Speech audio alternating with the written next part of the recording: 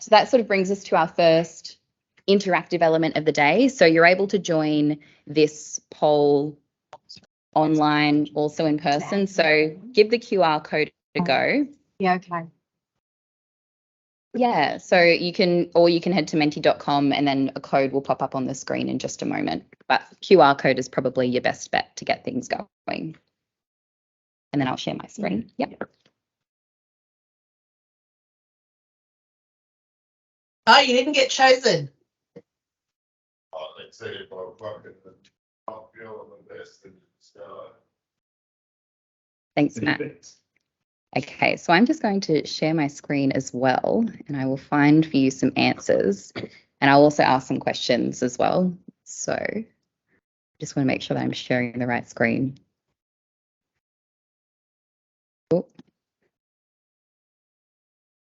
I'm hoping that's a menu, but we're not able to see that on the screen up here, right, Fran? If you could just jump into the meeting to share. Yeah. Basically, the question is, what does a healthy internet look like?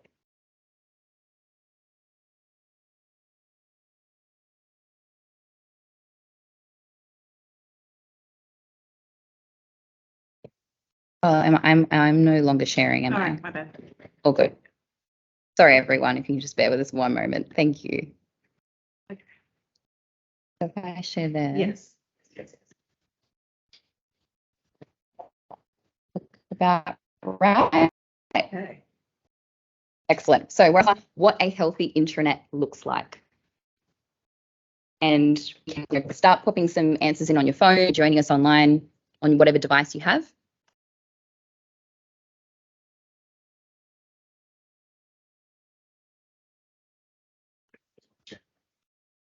Yes. For those in the room. Yes.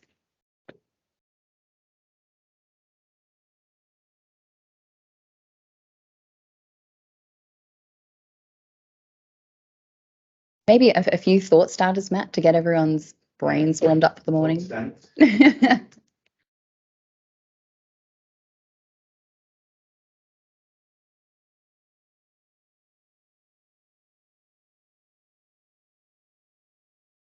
So just realizing I can't see the answers popping up on the screen.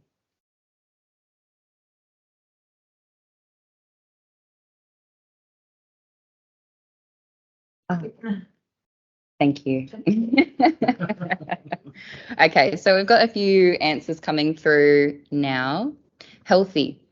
I think that's a solid answer. One where employees' voices can be heard. Even get into the specifics as well. Matt has a few ideas going up on the board as well. For those online, Matt's putting a few words up on the screen: up to date, well used, useful information, accurate.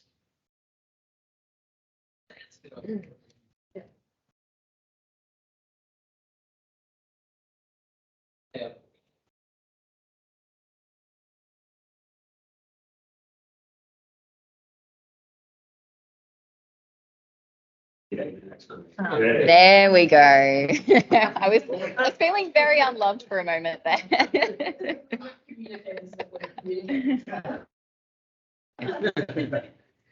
Great. Thank you, everyone, as well, for putting those answers in. Matt, would you like to maybe sift through a few of those? You might need to jump off mute as well.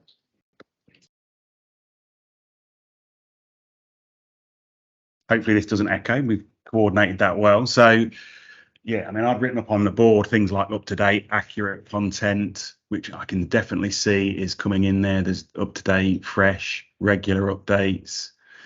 No barriers to creating and sharing content. I think that's, yeah, there's lots of different ways that people can configure and set up publishing on intranets, whether that's through a team, whether that's giving people direct access, moderating. But I think that's part of that key, isn't it, to keeping that frequent, up-to-date, regular updates, is having that nice process. And I'll talk a little bit about that shortly. The idea of a one-stop shop, somewhere that you can go.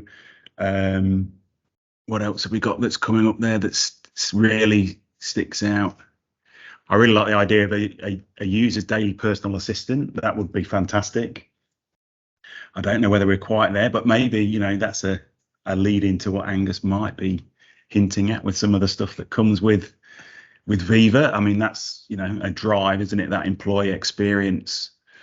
Yeah, not overloaded with content. And I think that's right. I think it is trying to give people the right information at the right time in a place that's useful for them when they work. I certainly use a sort of mantra when I've looked at intranets around useful, usable, and used. So some people may have heard me speak about that before, but that's that idea that it's all well and good that people are going onto the intranet, but if it's not actually useful content or it's not usable, there are errors, it's out of date, then they're the things that really start to erode health. But that's, I think, let's leave it there and go on to the next question. But we might loop back into that. But some very common themes there. So if we go on to the next question. There you go. What are you facing? What are the problems you are facing with your intranet? So we've got this idea of what a healthy intranet might be. I mean, you may be that you haven't got one. I know that's a problem that's, that some organisations have. Starting to come through.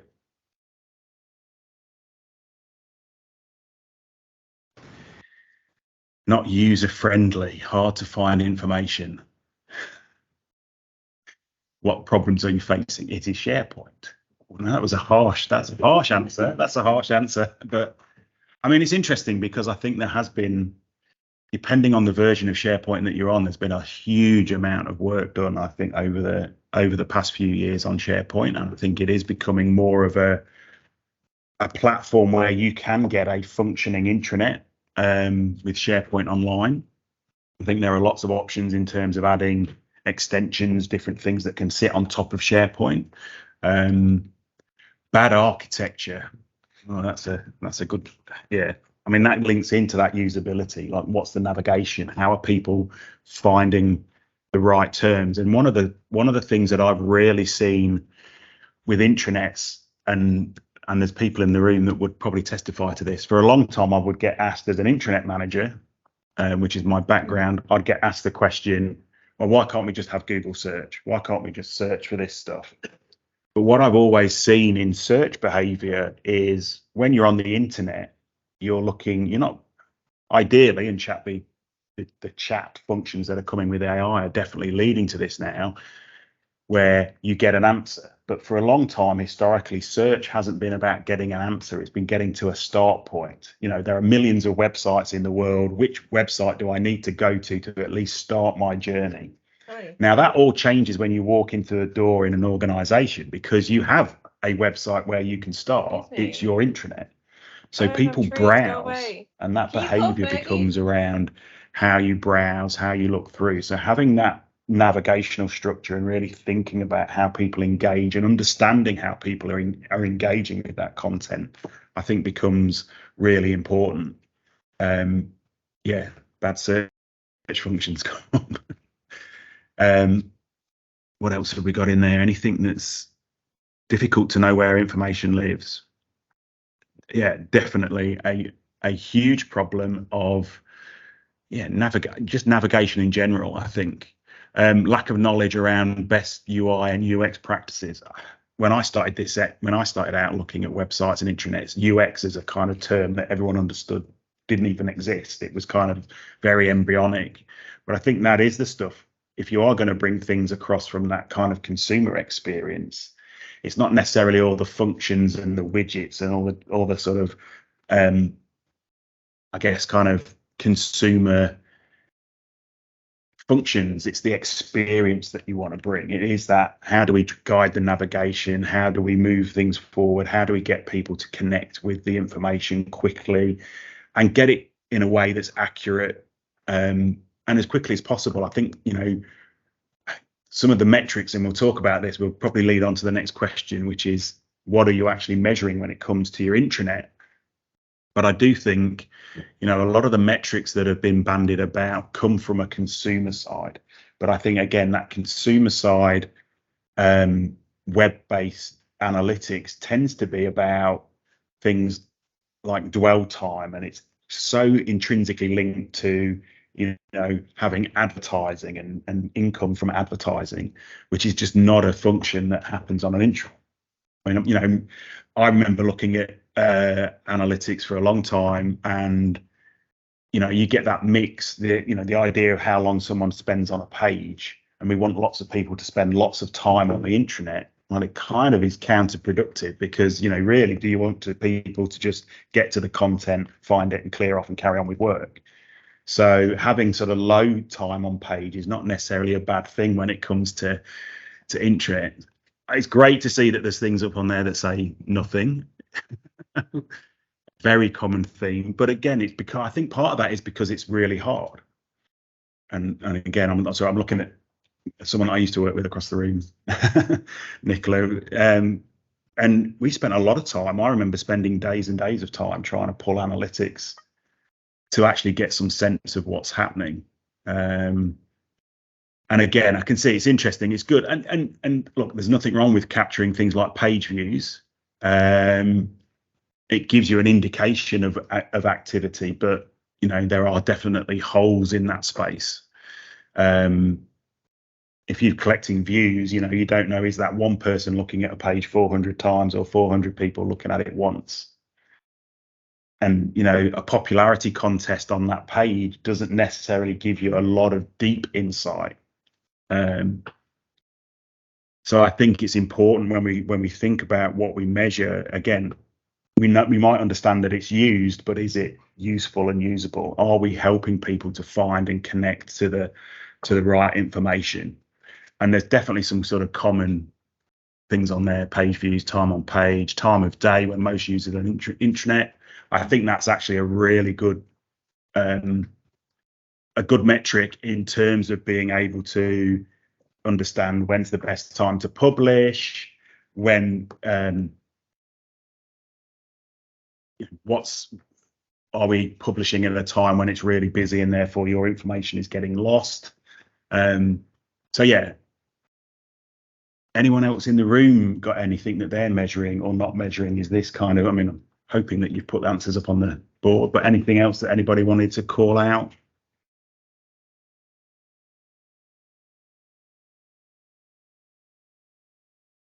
Give people another minute or so.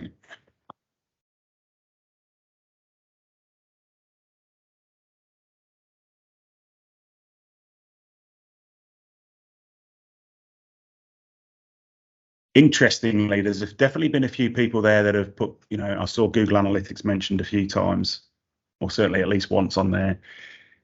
And again, that goes back to that thing that I said, that it's this, with Google Analytics, that's all geared up, and they measure all of this because they're selling ad revenue. They need to know how long people are on pages, how many times it gets served up, so that they can work out what's effective from an advertising perspective. But I guess this is where we've come in as SWOOP. So those of you who already have come across SWOOP Analytics with the stuff that we do for Yammer and M365 and Teams, I guess what we've tried to do is think about a philosophy of how do we take that and move that onto SharePoint or onto intranets.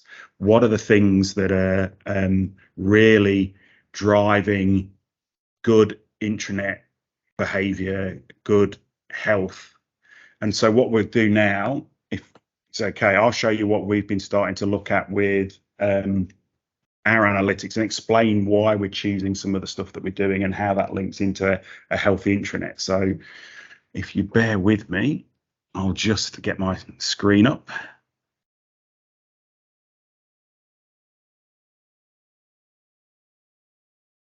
I'm going to share in a second. I'm just bringing up the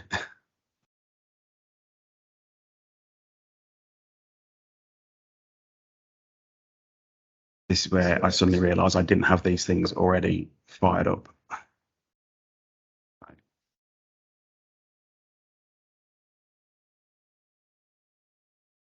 1 second. Does anyone have any other thoughts while I'm doing this on either problems or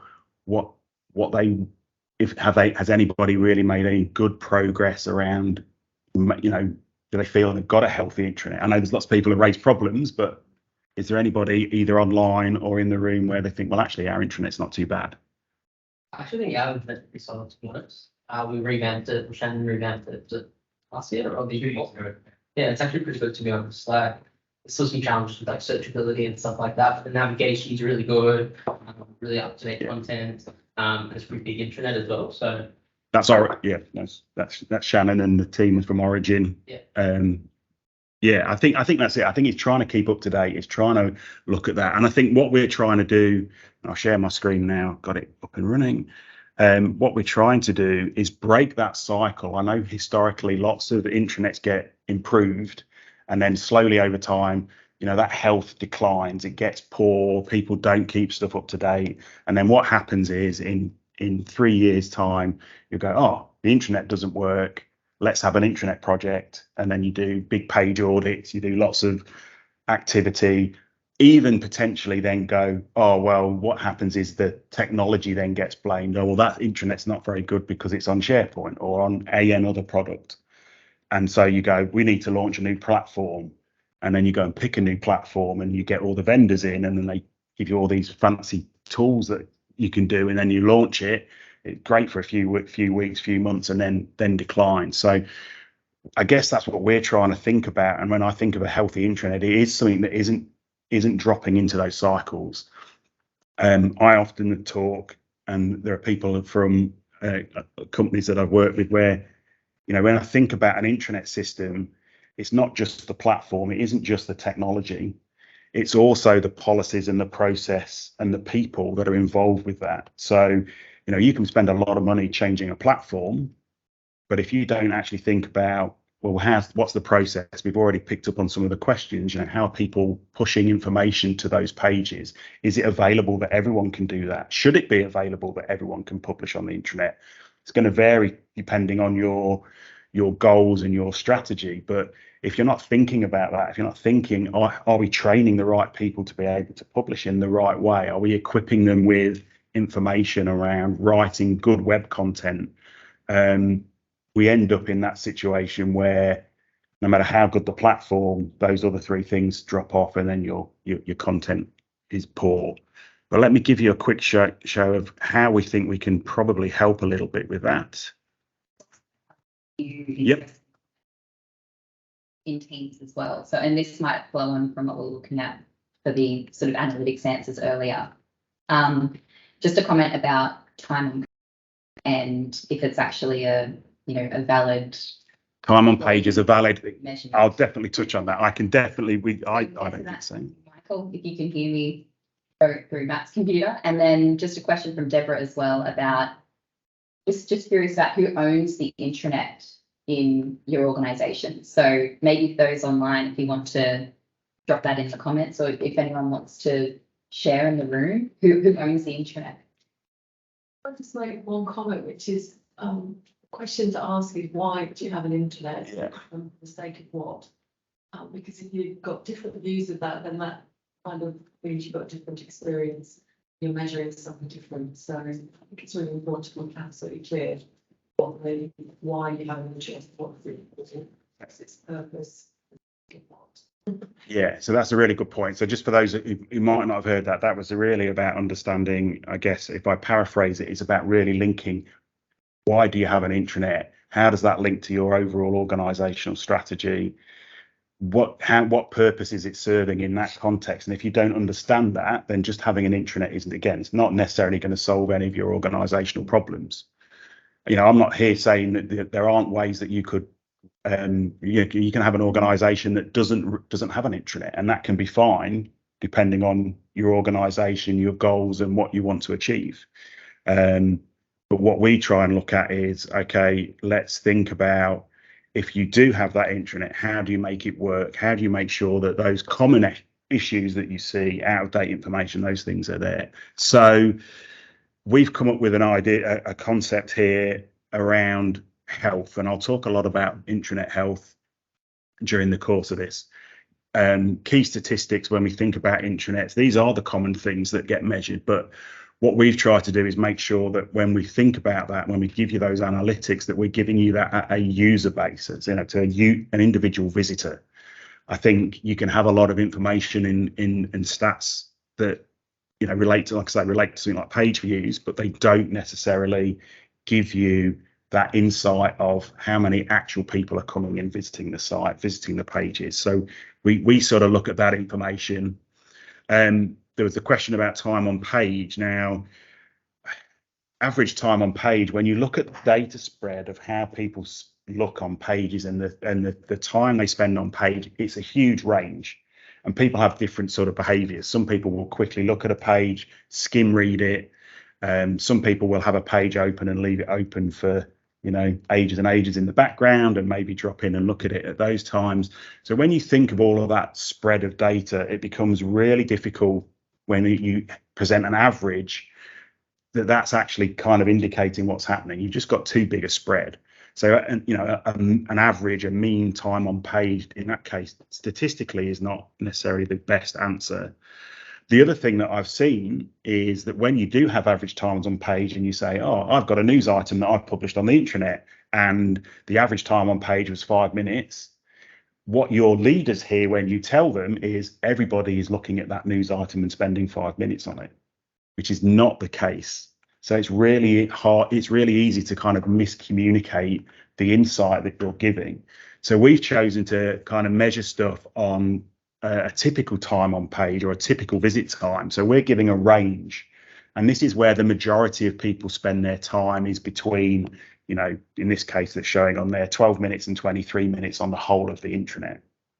And that's important because it gives you a much better insight as to what is the actual behavior that's happening.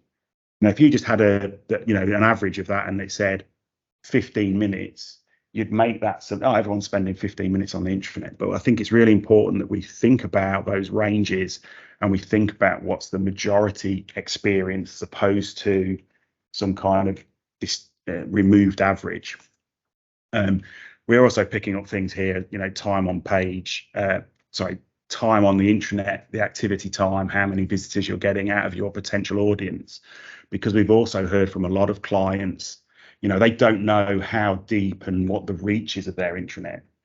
If you've got 5,000 users in your organization and only 10 people every day are looking at the intranet, then that the investment isn't really necessarily paying off.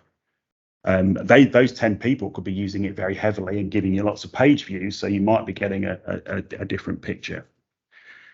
What I'm going to do, I'm going to jump into a page on here so we can look at an individual page and we can look at the health score of an individual page. So we look at we've come up with a concept of looking at a health score, which actually is broken up into these 3 areas. So we look at the quality of a page, the experience of a page, and the engagement on a page. Quality is really simple. We're looking for spelling mistakes, broken links, how old is that content? So some of those things that really came up around those issues. Based on that, we can give it a score. If you've got lots of broken links or lots of spelling mistakes, like in this example, you're going to get a low score on your page. So straight away, you can start to see that, there's pages that this page does need some attention. The experience score, this is where we're looking at how well is that page actually written. So you can see there we've got 3 different things that we're pulling in to get an overall experience score. First one is readability. So we use a thing called the lick score, which is looks at the length of words and the length of sentences. Based on those 2 things, will give you a score.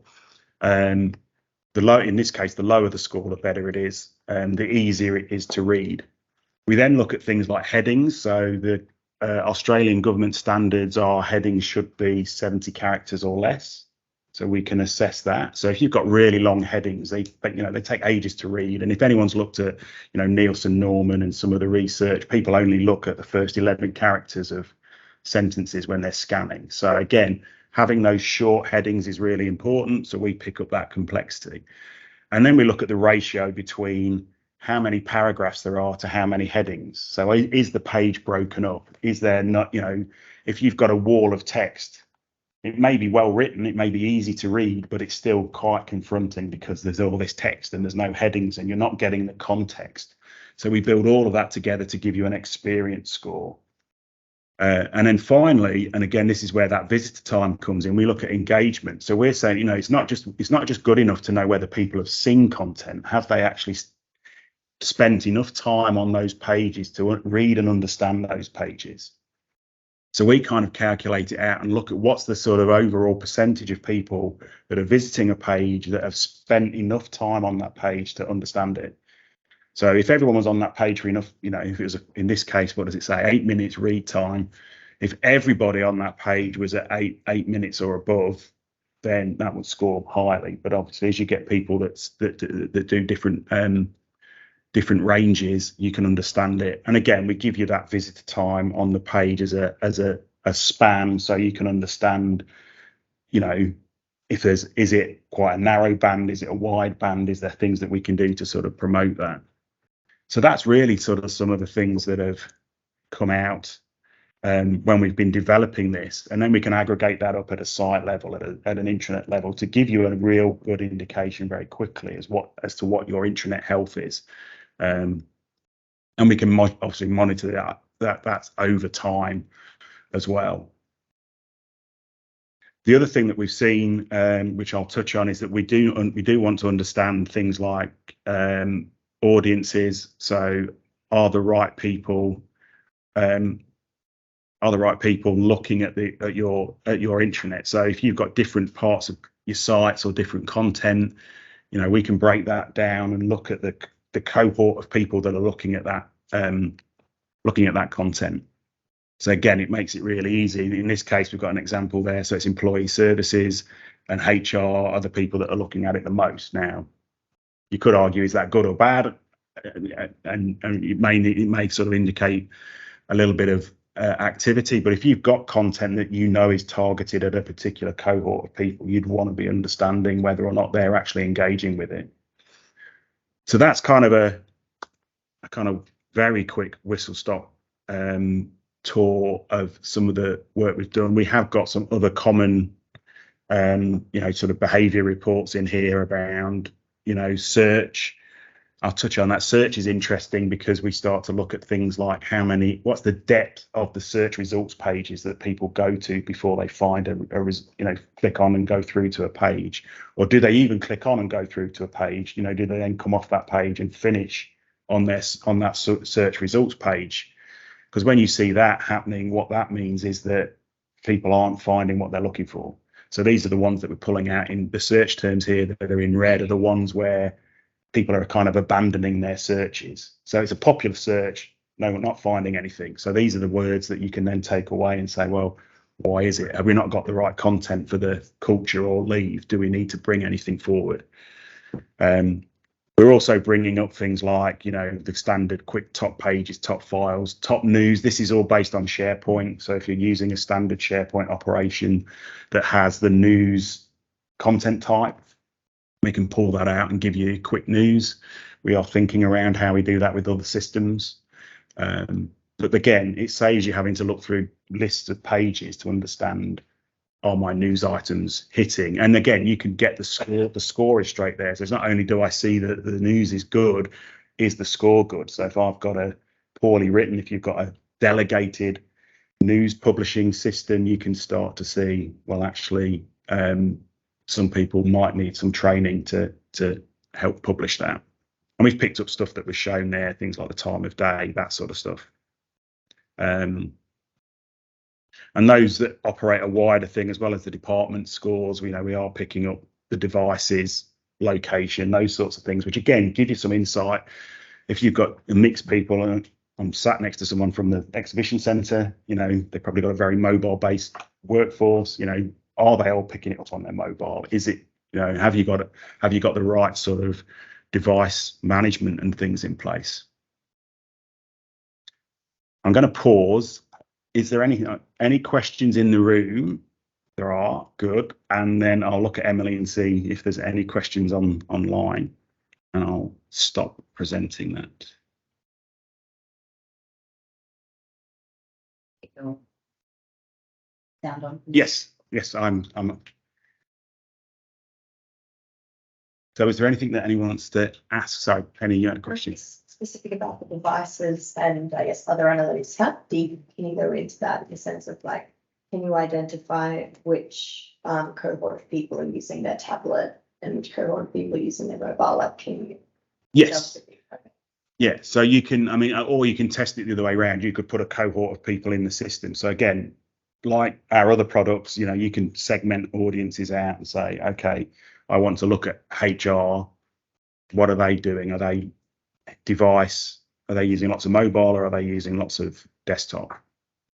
So yeah, you can definitely cut those sorts of things through. Ryan's got his hand up, so I'll go to Ryan and I'll repeat. So is it possible to get insights on views that like and filter that or kind of like news category? And that's possible, that's probably applicable for pages as well as news articles. So say, for example, we're going to use categories for our news at ANZ. We might have Australia, we might have credit cards, we might have sustainability, and there'll be pages tagged that way as well. So we're not at the minute. We're not picking up any of the sort of basic. We are picking up lots of the basic metadata, but the categories we aren't looking at. But that's not to say that, again, this is pretty much was launched last week. So it is available. It is something that's up and running. I think categories is a useful thing that we could look at. We're in terms of sort of things that are in the pipeline. One of the things I know people have spoken on the chat, there's talk about heat maps and some of those things. I guess what we've tried to do as well is focus on those core analytics that will give you some deep insights quickly. Heat maps are useful, but they tend to be governed by where people are hovering the mouse pointer or clicking, not necessarily where they're looking.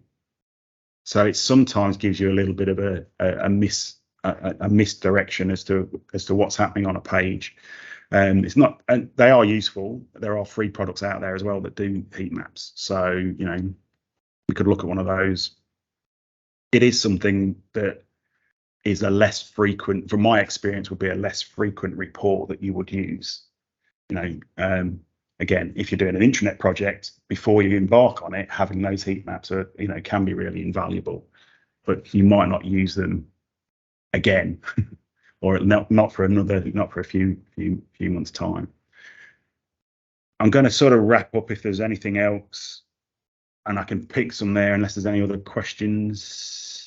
There's a question just about seeing scores over time. You may sort of. Yeah, I did glance over that. We do capture the scores over time. We keep the scores over time, so you can see that, you know, obviously monitor those improvements. In terms of things that are on the sort of roadmap that we're looking at, we are looking at how do we build out editor reports, so you can look at which editors are actually producing decent content or not. You know, which of your editors are the most influential, you know, so if you've got a whole cohort of people publishing, which are the ones that produce the, you know, consistently most engaging, most viewed content. Now, some of that might be down to their function in the job, but also, you know, even within teams, we could look at that. We do build out a whole intranet view, so we can look at this at an intranet level right down to the page. So again, you can cut this in lots of different ways. And the ethos for this is that we want this to be something that you can roll out to any of your publishers, anyone who's using the intranet to create content. It shouldn't just be confined to an intranet team. I'll just ask quickly, Matt. Yeah. I think it's really good how it goes into detail of the analytics. But what about baseline? So, you know, one of the questions you always get asked is, well, how does this compare to other organisations and what have you? So have you given any thought to baseline for this? Or is it... Yeah, so we're looking. We do, obviously we've been doing things like M365 and Teams benchmarking, which is, I'll plug that. That's coming up. We're asking for people for that. We do the No.1 Viva Engage benchmarking. We are looking at incorporating the SharePoint and some of that stuff into there as we onboard customers, so that we can start to understand, you know, what does good experience or good engagement look like across a number of organizations. So you have got that kind of comparator if you want to, or, you know, where does that likely sit? I think that'll be interesting as we start to pull those things out. But I guess I'm going to be handing over to Angus shortly. But in the context, I think of all of this is if we can get healthy content, if we can get the processes and the policy and equip the people with the right analytics, then that gives you that great content that the platform can then use. And then all the great stuff that Angus will talk about, I think all the stuff that Microsoft are doing means that you make the most of the platform. And I was like, it's going back to that process, that theory, it doesn't matter how good the platform is if everything else, the content is not good. So with that, I will probably hand over to Angus, who's going to be talking about all the great stuff that's happening in Engage. You mute. I will mute now. All right. Hopefully everyone can hear me. So thanks everyone. I'm actually very excited to be here. This is my first in-person event in 3 years. It's very cool. I've been hiding away in regional Victoria, so this is quite cool. So thanks for SWOOP for having me, and thanks Ryan for letting me come into your building again. Good. So I work for Microsoft. I'm what's called an employee experience specialist. So relatively new role, but effectively what that means is I help customers understand and use Viva, Microsoft Viva, our employee experience platform. So hopefully most of you are sort of somewhat familiar with that. So I'm not going to go too much in depth of that today, but I'm going to focus on this Engage, and depending on how much time we have, I just realized I have a lot of slides and very limited time. So I might jump into some Amplify stuff too, but really focusing on this connection piece, which is around communications and the culture piece of Microsoft Viva. So a little bit of my background. I've been at Microsoft now for actually over 11 years, which is a long time. I came from the Yammer business and spent a lot of time in the Yammer business. So I was a customer success manager. I've lived in the US and been part of their product marketing team. I've been part of Fast Track in the delivery space, rolling out all this sort of stuff. And now more recently, I've moved to the Australian sub where I'm working with, it's called enterprise commercial. So basically all the large customers that aren't government or finance. So everybody else, retailers, etc. There's a lot in there. So what I want to cover today is we made some big announcements around what is now called Viva Engage last week, and I literally made this slide about 4 minutes ago. So bear with me. But one of the big announcements that was made last week is the brand Yammer is going away, and everything's being replaced with Viva Engage. Which I think it's good that we have finally gone out and said that, because there was a weird period for about 12 months there where they were the same thing, but there was two different names and they were accessed in different spots, and I'm sure people found it very confusing. So, well, yes. So we've got through that awkward dating phase, and it's happening now, and Yammer is Engage. So I still might occasionally say Yammer, but certainly going forward, we'll be calling it Viva Engage. The other thing that we announced last week was what we're calling Viva Premium features, right? So these are features that will be included as part of the Viva Suite license. So without getting super technical into this licensing piece, there's sort of two levels of Microsoft Viva. One that is parts of it are included with your Office 365 or Microsoft 365 licenses. So things like learning, things like Engage, things like Viva Connections, which is sort of sits on top of your intranet.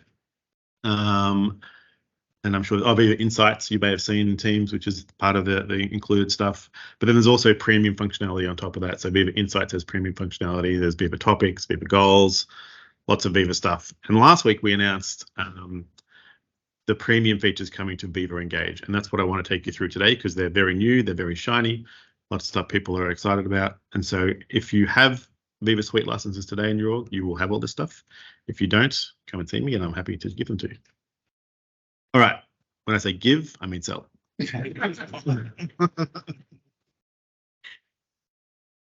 transparent here. All right, so the first one is Leadership Corner. So the best way to describe Leadership Corner is, so just a quick show of hands. Does anyone, I know there's a couple of people who don't use Yammer/Engage, but are most people using Engage in here today, or who is using Yammer Engage? Sorry, Viva Engage. SWOOP guys are, that's good. Yeah, half and half. Okay, cool. So does everyone know what Yammer or Viva Engage is? At least you know what it is? Cool, that's fine. All right. So if you haven't used it, especially in the last, I would say 18 months to 2 years, it has changed a lot since you've last seen it. Like there has been a massive investment, a massive amount of change of the product direction, the way it works, the way it is integrated now into the rest of the suite. So it has changed a lot. When we talk about Leadership Corner specifically, this is a new piece that when you, it's basically like a cornered off section of your Engage network that's dedicated for leaders. And the way that it works is you can create audiences based on your leader, and they can sort of, I keep saying this every time, I need to think of a better word, but they can not force to follow, but they can be, they're their audience, right? So anytime they post something, that their audience will be notified, it will appear in their feed. So they're basically made a follower of that leader.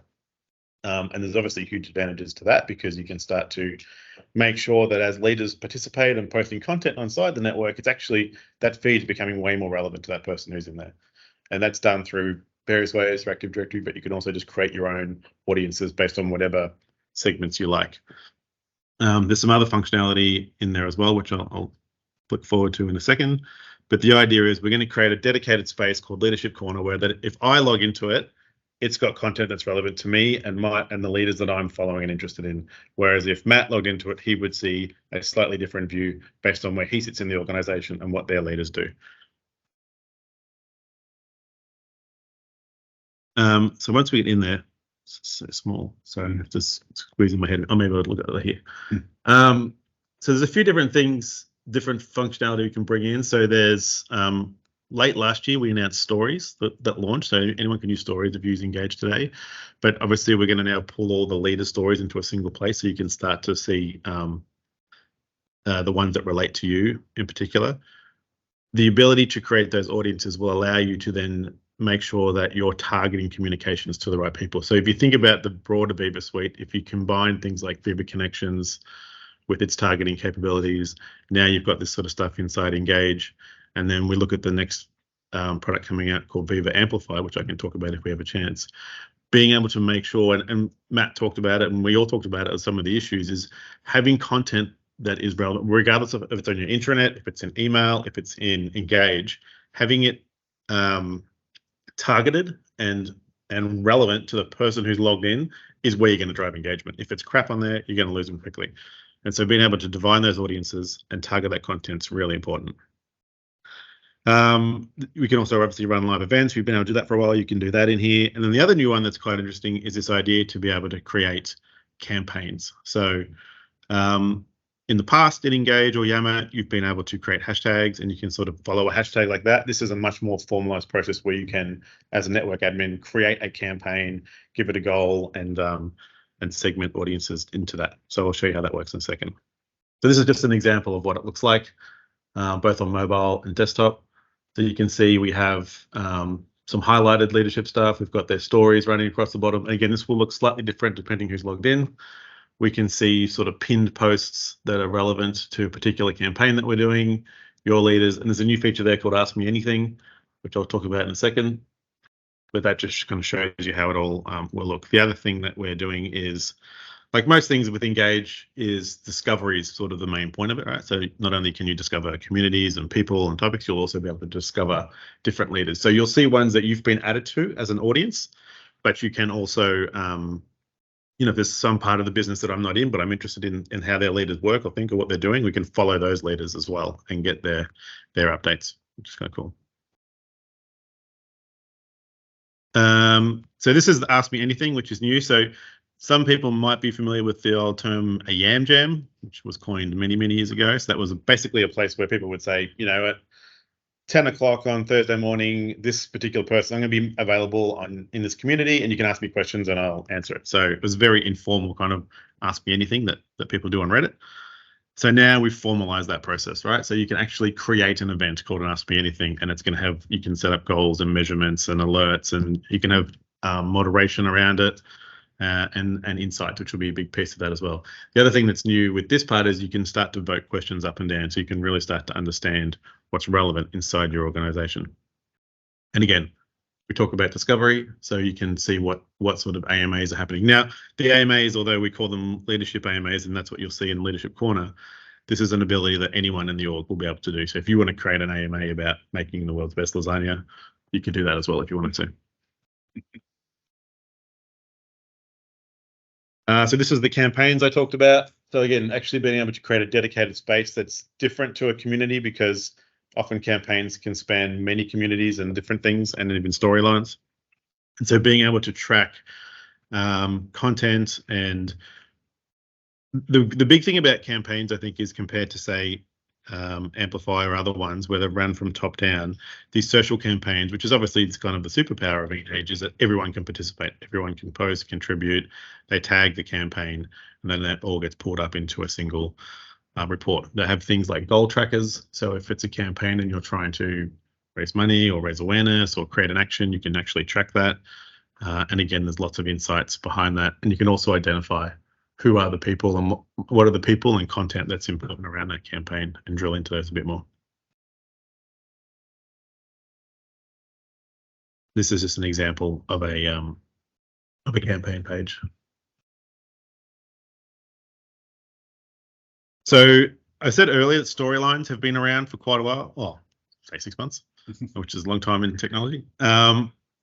And so anyone's been able to basically create a storyline. So whether that's like a short video, like a 3-minute video, I think it is, you can post from your phone or from your desktop, or you can sort of post to your wall. So traditionally, or previous to this, the only way you could really contribute to Engage was via a community. But now we allow people to basically have their own voice, and they can just post out and be a little bit more authentic. And some customers have been using this for a while. In Microsoft, we've had it for about a year, and it's actually been amazing to see the use of this, because it is people sharing their real self, and especially when we think about leaders in this particular leader storyline picture we're announcing. At least leaders in Microsoft, and I'm sure other customers will do this too. It just makes them more real. It's not your formal posts. It's people sharing their kids going off to college, their dogs, what they did on the weekend, mixed in with what's top of mind. But it is just a different channel. So as communicators in the room, having the ability to post an email and a news article and a Engage post and now a story can reach different audiences, right? Because some people are mobile, some people aren't going to read walls of text. So having those short, snappy videos is a really good way to engage people. Now, the premium feature on top of that is the ability to be able to, again, define that audience and make sure that when this particular leader posts, you can guarantee basically that his audience will see it or be rated much higher for them. You can send them out as announcements. So much like you can announce or feature a post in a community, you can now do that for a storyline post, which is good to get that cut through. We're going to turn on delegate posting. So delegate posting basically means that I can say, you know, if I'm the CEO and Matt's my communications manager, I can allow Matt to post on my behalf, basically. So we'll be allowing that for the storyline posts. And then we have some pretty advanced analytics, which I'll share in a second too, around all that sort of stuff. They'd be great posts, by the way. So obviously, That'll be better than mine. Yeah. Yes. Clarify back on that previous Yeah. slide. So the course below, for want of a better word, the announcements of delegate posting and the advanced analytics, that's all premium. So non-premium is you've just got access to have the storyline. Yeah, and the leader would just post on their own. Yeah. Cool. So the premium is more about the targeting piece, really, and the measurement of it. Yeah. And I'll show you coming up in a second. There's a bunch of analytics that come with this as well, which is really important. And this is just an example of, you can see, I can't use my mouse. Yeah, so you can see this is an announcement for a storyline post, which it may not have been obvious, but hasn't been able to do until now. All right, so let's talk about analytics, because anyone who's used Yammer in the last 15 years, and I've met with them, they're usually the first question is, show me some analytics. I know that's why we've worked so closely with SWOOP and the other organizations over the years. So as part of the premium stuff, we have launched a bunch of very specific analytics around certain areas of these premium features. And so we'll go into those. The first one, though, is, I apologize if it's a bit small to see that screen, but is personal analytics. So as an individual, I'll be able to see what my impact is on the network. So reach, engagement, followers, all that sort of stuff. So I can be able to see that on my own. I've talked a little bit about these different audiences, but once they're defined, you can then get analytics for that audience. So you could create a cohort of frontline workers or retail bankers or whatever you think of, the entire company, or it could be marketing, a department, whatever you want, Australian employees versus New Zealand employees, whatever audience you want to create, you can create those. And then obviously from the other features, you can target content to those people. But on the flip side here, you can actually measure what that audience is doing inside your network and how they're reacting and working with each other as well. So we have introducing things like sentiment, which has obviously been a big ask for a long time, and then being able to filter those down. So if we drill into sentiment, lots of interest in AI and machine learning and all kinds of stuff at the moment. So we're leveraging some of the cool stuff that we're doing inside Microsoft with that. But then seeing, at a theme and conversation level, like each topic or theme will have different sentiment attached to it. So people are complaining about the commute, which I will add to that today. It sucks to get in here. But very happy with Focus Friday. That's a good one. So you can start to see how that can become really relevant. And that's if we can segment that by audience, you can check how, for example, how your retail staff are doing versus your office for staff or vice versa. So I talked about campaigns. This is the analytics that goes now around those. Each specific campaign you can now track and measure. So similar to what you can do inside communities, you'll be able to do at a campaign level, which would be good. So you can measure that impact over time. And then the other new one that we announced last week this is a little bit strange because it's around, this is a combination of two different Viva products called Viva Topics, which is our acknowledgement and expertise platform, and then also Engage, where you do Q&A. So I won't talk so much about the challenges, more about the product itself or the feature itself. So there's a new feature we announced called Answers in Viva, and really, really simply, it's basically saying, if I need to find an expert or a piece of knowledge inside my organization, and I know everyone said search was a tricky one, I think, in my experience, there's two parts of searching or trying to find things. One is the piece of content you're looking for, but more importantly is the context around that document. Who wrote it? How did they get to that thing? Who's the expert in this? If I have further questions, who can I ask? And so that's where this piece comes in. So we have Viva Topics, which can show you the content and the experts.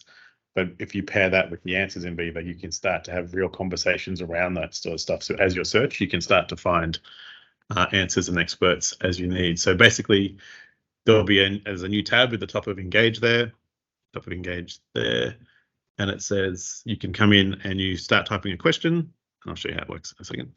Start typing a question, and then it will basically browse through and see if any other questions like this have been asked. So again, using AI, has this been asked already inside the organization? If it has, it will show you those conversations and replies and answers. If it hasn't, it will then go and post that. And then when I come into the answer section, it will actually start to, based on where I sit in the organization, what I write content on, like we build this graph of knowledge around each employee about what they like, which meetings you're in, what documents you work on, which team you're on, which SharePoint sites you're on, which chats you're in. We can build up this knowledge around you and what you're good at and what you might know the answer to. And so we can start to recommend questions that you might be able to answer. So we're starting to build that knowledge inside your organization and identify expertise. And as part of that, it becomes a little bit more interesting because they've also introduced badging. So you can start to have badges for people asking questions, for answering questions. So you're starting to get people to encourage people to answer those. And as part of that, obviously, we have analytics too, both from analytics from an individual. So what's my impact on Q&A inside the organization? How are my answers helping the organization in terms of things like, sorry, this is an individual one. So questions I ask and answers I give, and it can show my impact on the organization. But at an admin level, you can actually see the impact of this at the whole company level. So basically, based on some, and this, I don't know it off the top of my head, but there's some science behind this, trust me. It does talk about like hours saved and those type of ROI things. So basically, if people, I think we spend, one of the stats we had in one of the last research papers we put out was each employee spends about 6 weeks a year looking for content or recreating it, which is a pretty massive thing. So we can measure now the time it takes for someone to post a question and find the answer, and then estimate how much that saves. And so it's obviously not exact science, but it's a good way for anyone trying to prove value of these type of technology. So it's a good way to think about that. How are we tracking for time? Right on 10. So just on that answers part, Yeah. does that sort of duplicate anything that's on the internet, but it's saving people from duplicating content? Is that what it was? So the way answers works is, and probably I debated whether to put this in because it's very interesting, but it also deserves an hour just to get through it.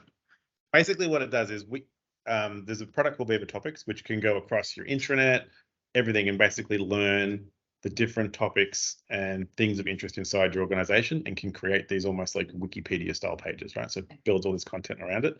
And then as part of that, it's not just content, it's people. So who are the experts who know about it? And then when people ask a question here, it will look through that and see if they can identify the answers based on that. And if it can, it will show it. If it can't, it will find the experts in that topic and get them to answer it. So, and if you go to that topics page, this Q&A is actually in there as well. So it follows, it works everywhere. That's part of the integration, which is kind of cool. You don't have to go to one place. It will turn up in the flow of work. So it could be in an email and someone's put a word in there that you don't understand. And so you can mouse over that word and it will pop up a little people card, but instead of a people card, it's a topic card, and we'll say, this is what this means. This is all the people that know about it. Here's some files that relate to it. And if you want to ask a question about it, click here and you can ask a question, and then it will pull back an answer for you. So, Can you just put a question? yeah, sure. So the question was, what was the question? I know what the answer is. I just don't know what the question is. Think of what Ken just said. In that example, would it send you to Oh, that one the I can. answer Yeah. engage, or would it send you to the answer on? So the idea is we don't want to send. Sorry. I'll answer. Sorry. The question was, if you're trying to find the information, where does it send you, to the intranet, to engage? So what we're trying to do is give you enough information that doesn't send you anywhere. So you can stay in your email, you can stay in your Word document, you can stay on your intranet page. It doesn't matter where you are. You'll stay there. It will give you hopefully enough information. If you need more, you can click on it. It will take you to that topic page where you can learn lots more about it. And how does it identify which words would say get highlighted to then have that topic on? So there's two phases to that. One is AI machine learning will identify all the words all the topics it thinks exists inside your organization, but then you can have a human go and curate those and say, this is a real topic. This one we don't want to do. We need to merge these 4 into a single one. So there is, if you want to, human intervention to curate that list, or you can just leave it to the machines and they'll tell you what they are. It would be the sort of thing where you have heaps of just any topic that comes up. So you have 4 topics that come up in an email. Would all of them get highlighted? Yeah, if they're official topics, they would. Yeah. Are any organizations using that already? Topics? Yeah, Topics has been around for a couple of years. Oh, sorry. The question was, is anyone already using this technology? It's like, so the topics piece, that Wikipedia piece that pops up, that's been around for a couple of years and been used pretty actively.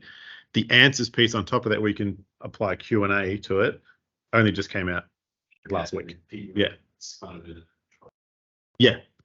So it's available now. So if you have a Viva Suite license, you can turn it on and use it. Well, it's rolling out at the moment, but yeah, in the next couple of weeks. But the topics piece has been around for a long time, and there's lots of good case studies and examples out there as well. Sorry.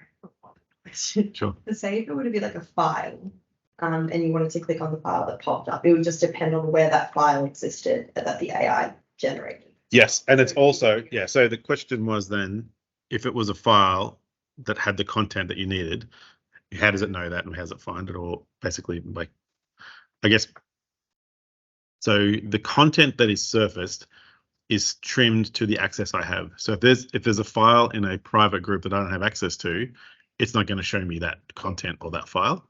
But if I have access to it, it will show me that file. So it is all security trimmed and make sure we don't show you anything you shouldn't necessarily see.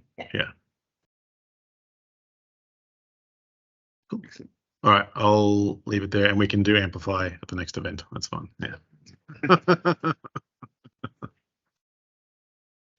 a bit of time for open. Do you need to? Do you want me to mute and you talk? Yeah. We also have a bit of time, hopefully, for some open Q&A towards the end as well. But from here, Fran, I think you need to do some sharing. We have a few quick congratulations in order. So I might hand over to Cai just to say a few words. I might also need to put my camera on. Not sure if this will work. Hello. I'll just come over here. Yeah, it has been like we put out our Yammer Viva Engage benchmarking report just the very end of 2022. Can't believe it's already. It feels like 2022 is such a long time ago, doesn't it? But it's really only a couple of months ago, and we're so lucky that we now have some people in the room, but also online, that are the companies that actually did really well, so well that we gave them an award in our last report. If you're not familiar with the Yammer Viva Engage benchmarking report, then www.swoopanalytics.com, click on benchmarking, and then download the Yammer and Viva Engage benchmarking report. It is full of case studies, and many of you that are in the room today and online, you've contributed to that. And there's some great stories written by Sharon, who's also on the call today, and all the details, Laurie, who's also on the call. So it's a real treat to be listed in that. You were up against, I think we had a total of more than 4 million people included in the benchmark report, something like 20 million signals from Yammer Viva Engage. So to make it into the report is kind of like, that is pretty awesome. It's not an easy task. So without further ado, on that one, thank you, Frank, thank you. So of course the people in this building, I don't know, that's congratulations. My challenge to all of you in the room and those that are here, can we just not have ANZ win this next year as well? Because they've done such a remarkable job. And normally we have these little certificates that we normally give digitally, but it's such a flat experience to just send an email. So I'm finally able to actually give one to ANZ, to both of you, which you can put up somewhere, put on your t-shirt or something. So congratulations, and thanks again for hosting the event. And we also have Westpac, and of course Fiona is with us today, and she'll be sharing some amazing stories about what you guys have achieved in the midst of earthquakes and everything else that has happened in New Zealand in the last year. And also we have Boxhill on the call. So we have, can't give it to you physically. I just cannot push it through the camera, but I think we have to give you a virtual fantastic. And also, give them some smiley faces, right, and some applause in the emoticons. New Zealand Post, the Kiwis are taking over. So again, a rally call to the Aussies, like, come on, we can't have so many Kiwis. NRMA also did an amazing job. Actually, if you're interested in how you get really senior people to engage on Viva Engage, then check out the case study, Emma Harrington, and what she does and the way she positions Yammer Viva Engage is just very inspiring. So actually all the stories are inspiring.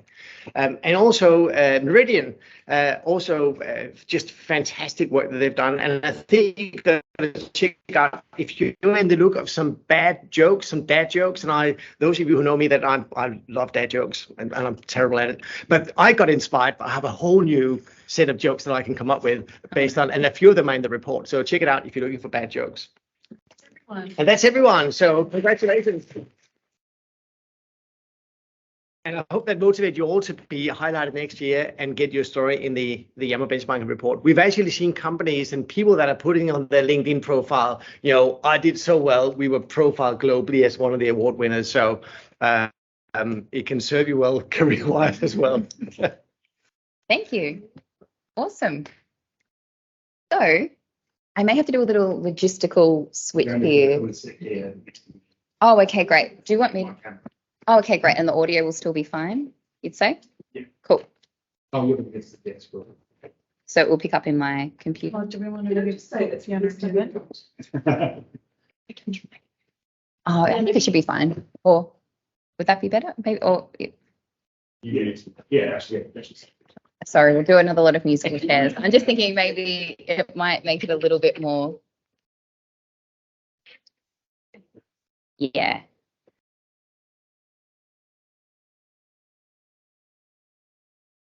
Excellent. So we actually have Fiona here from Westpac, New Zealand. So Fiona has come all the way over from Auckland. I know you've been battling with some not so great weather.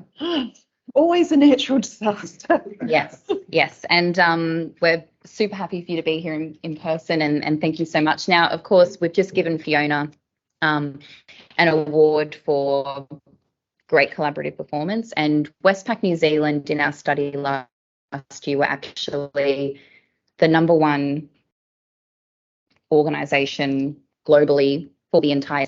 We do sort of categorise this by the size of organisation. So we have winners for large size, winners for medium size, winners for small size. And it's actually the first time we've ever seen a non-small organisation win the sort of overall award. So for a medium-sized organisation to come up at the top of the study is a really massive achievement. And Fiona, of course, looking after the Yammer/Viva Engage network at Westpac New Zealand has been instrumental in sort of achieving those results. So we have a wealth of knowledge here around how to run a great network in the room. No pressure, Fiona. Oh, gosh. But we just wanted to run a bit of a sort of a Q&A session. I'll have a few questions to kick things off with Fiona, but if you're online and you have a few questions for Fiona, start popping them into the chat. Same goes for everyone in the room. Just raise your hand and we'll start firing some questions away. But first of all, Fiona, tell us about your role at Westpac New Zealand. Well, this is actually my second stint at Westpac New Zealand, so I must be saying something about the organisation. But I sit within internal communications and I manage our channels of communication. So mostly that's the intranet. I'm probably going to say Yammer a few times today. That's I'm sorry, okay. Angus. We'll forgive you today. Viva Engage, and there's a few other things that we look after as well. Excellent. And then just a quick fire little bit about your journey with Viva Engage. It's actually been a long journey. When I left Westpac New Zealand for the first time around, we were actually still part of the Westpac Group network, so amongst 60,000 employees. And I think what happened there was that our people felt very lost within that big network. Luckily, when I came back, there was a call for our own instance of Viva Engage. And so we actually, once it started, we had a push for getting our new instance set up. And so that's been really amazing for us, is actually have a place, for our own people. Nearly 6,000 employees now. And we had to actually build that from scratch. So because our people had not really been using the Westpac Group instance, we literally had to start from scratch and teach them how to use it all over again and why they should use it and get them involved. And that's sort of been a 5-year journey, I think, to get it to where it is now. So, sorry, can I just for the people in the room, can we put Yeah, this of a little course. bit closer, or just if you can, a little bit closer to the microphone? Of course. Sorry. Thank you. No, that's okay. So it's been a long journey, of course. And then when we reached out to you to let you know about the benchmarking results towards the end of last year, we know that you were quite surprised by the results. You weren't Very expecting surprised. it. So I was just wondering if you could talk through why the benchmarking has been important for Westpac New Zealand as well. It's always hard, when you run your own Viva Engage network. Still really trying hard to make sure I get the wording right. You never really know how well you're doing. You can absolutely measure your own performance, but you don't really know how well you're doing compared to your, to colleagues and other organisations. And what we'd noticed through COVID is that things had been really up and down, engagement-wise. We'd also had a long stint in New Zealand where our people were locked down, and that had a definite impact on collaboration, and we'd seen the Yammer collaboration sort of drop off. And I'd actually rung Emily a couple of weeks before the benchmarking report came out, and I'd said, oh my God, what am I going to do? Everything's sort of gone quiet, and our campaigns and our initiatives are really falling flat, and I don't know what I'm doing wrong. And so I was really looking for some reassurance that everything was actually okay. And I think you actually said to me, oh, don't worry, everybody's kind of in the same boat. Which is one of those sort of key findings that we saw in the study for last year as well. How are we going with audio at the moment for those online? It might be my connection. I was just thinking there was an idea from the audience to spotlight. Oh, yeah. Actually, you guys. I think we are spotlighted. Are you spotlighted? Oh, all right. thanks, Excellent. Excellent. So one of those key insights that we saw in the benchmarking last year is that some of that sort of deeper conversation and collaboration had dropped a little bit, but we did see a big increase in the readership across Yammer, and there's lots of different reasons spoken about in the report about why that is the case. Now, obviously, you weren't doing such a terrible job because you did come out on top of that benchmark. So I'd love to hear a little bit about, some of those campaigns that you had running that did help to drive, such strong engagement across the network. So I know that you had spoken a bit about, one of my favorite ones was it was like the first home owners campaign, which actually showed some really great output. So I'd love to hear more about that particular campaign you run. We're just on top of everything else. It's always a feast or a famine. We'd gone through some regulatory change in New Zealand where it was really difficult for people to get home loans. So the government had put some new regulation in place. And so what we'd noticed was that first home buyers in particular were finding it really, really tough to start to own their own home. And so, we decided we were going to put together a campaign to really encourage those first home buyers in particular. So I won't go into the details of the campaign necessarily, but at the same time, there was a really big push to make sure that our employees were a key part of this campaign. That it wasn't just a campaign that we were going to launch out there for the public and for our customers, but actually to use our employees to drive advocacy, particularly in areas that hadn't actually been able to engage with communities a lot during lockdowns and things. So the retail part of our business, which we call consumer banking, they wanted to use Viva Engage to drive that engagement amongst branches. And so they came up with a little campaign to do that, which they called On the House. And that sort of took off, actually. They expected it was just going to be people posting about what was happening in the area, but it actually turned out to be quite a neat little campaign.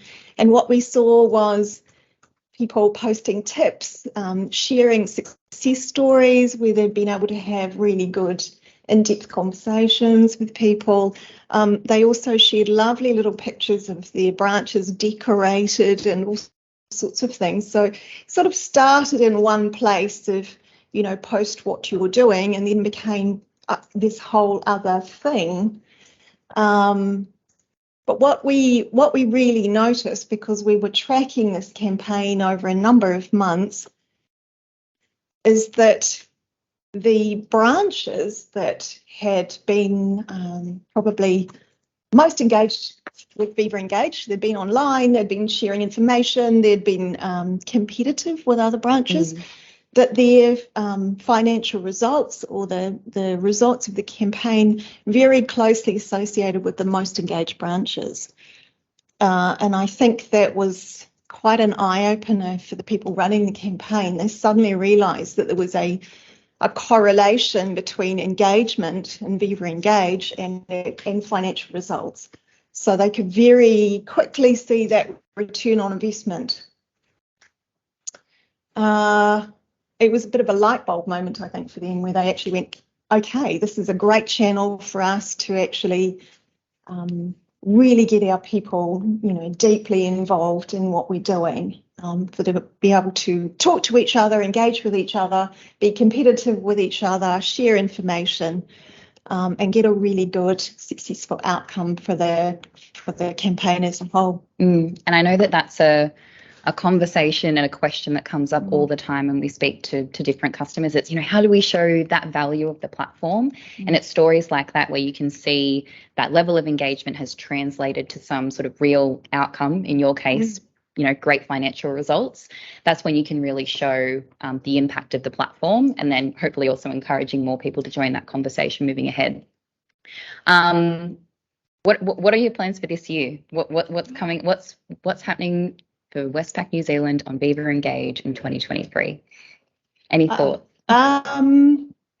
It's really hard. We've sort of got to that place now where I think we have to take it up a notch, because we feel it's going quite successfully. What next? So we are very much looking to the premium offering to see what we can do in the leadership space, because I think that's where our biggest opportunities are, is to really use our senior leaders to engage our people.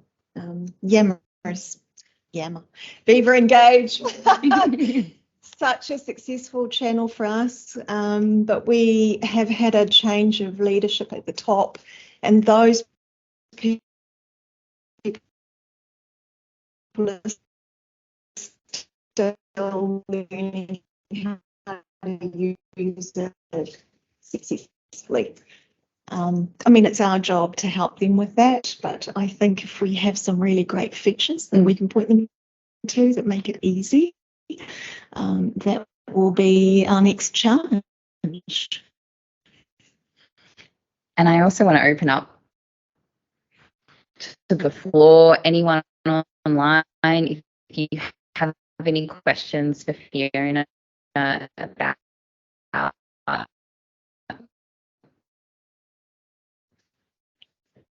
Viva Engage, anything employee engagement related. Any questions, thoughts?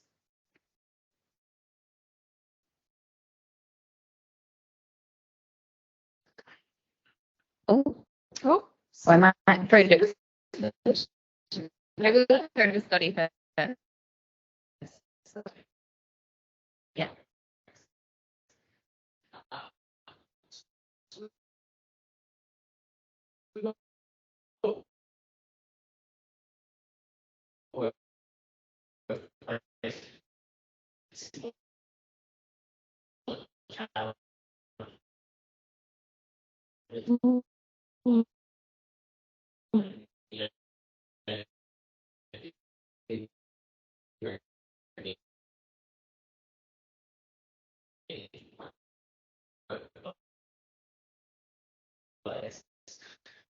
So we've got our employees that have signed up to the platform, checking really regularly. So which is an issue.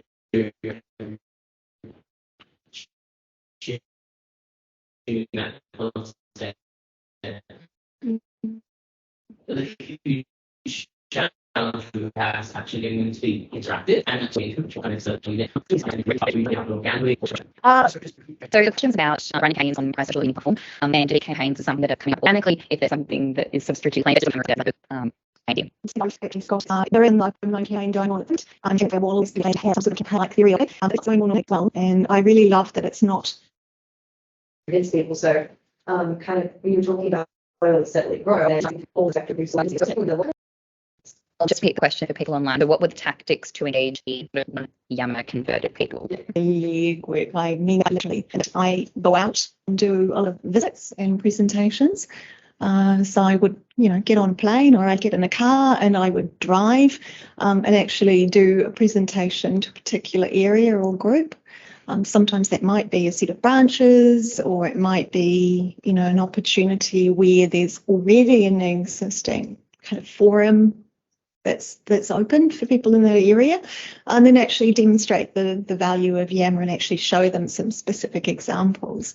I also use, great plug for SWOOP, but I use SWOOP to kind of demonstrate that you can track these things. It's really neat actually watching people use SWOOP to measure their own performance now. And so that's been quite powerful for us. Okay, so in person. In person. Interesting. Especially when so much is virtual these days as well. I still love face-to-face. Yeah. And I think when you can sit down with people and, with a laptop in front or a screen in front of you and actually demonstrate that and show them, I find that that's far more effective than running a Teams meeting or, some other virtual mechanism. Yeah, because people can kind of shove off that way. Now, we do have about 4 or 5 minutes remaining for what we actually have booked in. So for anyone online who is wanting to throw a question to Fiona or to Gus or to Matt, please do use the chat and use that time now. But otherwise, we'll keep going with any extra questions. Is anyone else sort of running face-to-face roadshow type workshops to really hold people's hands and bring them along on that journey? Yeah, we're doing some testing. So we're rolling out, Colin from Australia Post. We're doing some testing with our frontline teams because they're getting Microsoft Teams for the first time. So we'll actually have to go out and present to the team. It's going to be useful for us as well, just to kind of iron out any issues that we have. But I agree with the face-to-face thing, and I think a big part of what we're doing as well is trying to get that buy-in from leadership. And I am on the door to get some time to sit down with them and go through stuff. And we just have to keep on emphasising that as well with our leadership team, because everyone's time for it. Agree with that. Specialties in one sense of Australia Post and Westpac. Obviously, there's different divisions. You've got the branch, but then you've got head office as well. So, just wondering the different tactics that you guys are also using in that scenario, considering that branches are going and meeting people, but these organisations are so large and so many specialties. So. You have to actually go back to the why or the purpose for using the tool. And so we have to get really specific with the teams and actually show them the why. And that could be in a branch setting, for example, that could be, the purpose of you using Viva Engage in your setting is to talk to other people in your area, other branches, to share information, to share tips, to share knowledge. And, so we would work with area and regional managers on what is that purpose and why. And so you're talking about what is their need specifically that the tool will help them with. In a corporate setting, you really have to drill quite a lot further into what is the purpose or the why for them. But very interestingly, I've worked very closely with our risk department, which is not really a department that you would think would be massively all over Viva Engage. And we've really been able to dig into their why, and we've taken their community from one of the bottom communities in our entire network to being number 4, which is massive. It's taken a year, and they're very, very engaged around this. But we've managed to lift their performance and give them some very specific reasons as to why they would use Viva Engage, but also how to use it to engage their people and to get their message out. Not the most exciting of topics. I've literally got a meeting with the risk team this afternoon on that conversation. What was your risk team's why? Well, in New Zealand, we say risk is everybody's business. And, in the financial sector, risk underlies everything you do. So they, number one, needed to find out how to engage all of the risk people in many, many different functions across the bank. So they wanted to be able to collaborate together. And then they also wanted to see the message out across the entire bank in a way that was really engaging and compelling. So less dry risk and more, hey, these are the exciting things that we're doing. And And actually, they have been able to find that themselves and demonstrate that. It's actually been quite an interesting, exciting journey. Awesome.